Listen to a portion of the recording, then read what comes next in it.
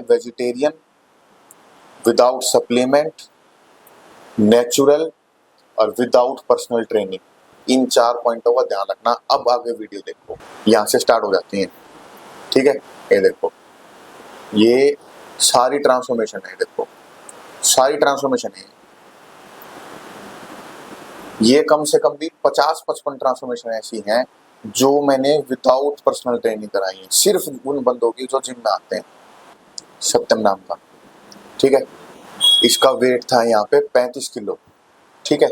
और उसके बाद जब इसकी ट्रांसफॉर्मेशन स्टार्ट करी और बहुत सारी अप डाउन आई, ये इंजरी आई, वो आई, ये वीडियो पूरी देखना। और फिर ये हुआ भाई 62 kg का। ये देखो 62 kg में फिर ये फाइनल आउटपुट आया था।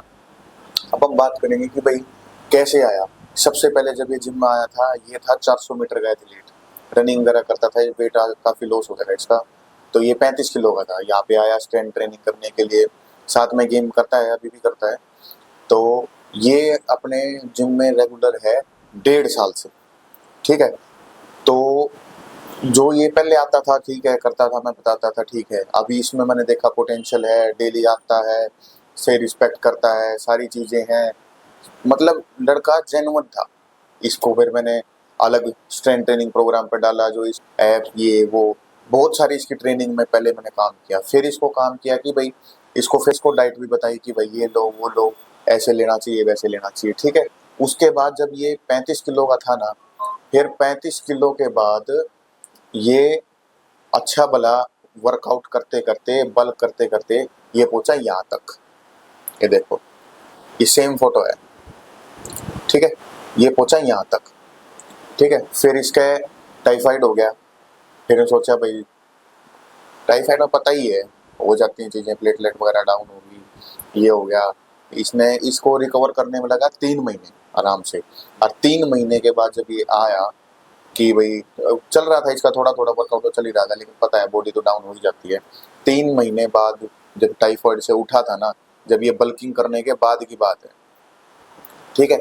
फिर ये आया ऐसा, ये सेम उसने फोटो खींच रखी है सेम आउटफिट में, क्योंकि पता लगता रहेगा अभी क्या है क्या नहीं। फिर इसको हुई यहाँ ट्रैप्स में इंजरी, स्क्वाट मारते हुए। स्क्वाट की रोड जो है थोड़ी सी नीचे होगी, तो इसका जो पीछे का जो ट्रैप्स है वो डिसलोकेट हो गया थोड़ा सा, तो थोड़ा सा डिस्कम्फर्ट आया, फिजियो वगैरह कराई, ये कराया। और फिर यो अब फाइनल करते करते करते करते अब यो इस फिजिक पे है फिलहाल, ठीक है। जो तुम सोचते हो ना कि भाई सब कुछ ऐसे ही हो जाता है, भैया सबको नहीं कराते, मेरे को नहीं कराते, वो नहीं कराते, ये 1.5 साल की ट्रांसफॉर्मेशन है। नेचुरल, विदाउट सप्लीमेंट और वेजिटेरियन। ये ध्यान रखना तीनों चीज़ों का, विदाउट सप्लीमेंट, वेजिटेरियन और नेचुरल। वो भी एक 400 मीटर का एथलीट जिसकी डेली कैलोरीज इतनी हाई होती हैं।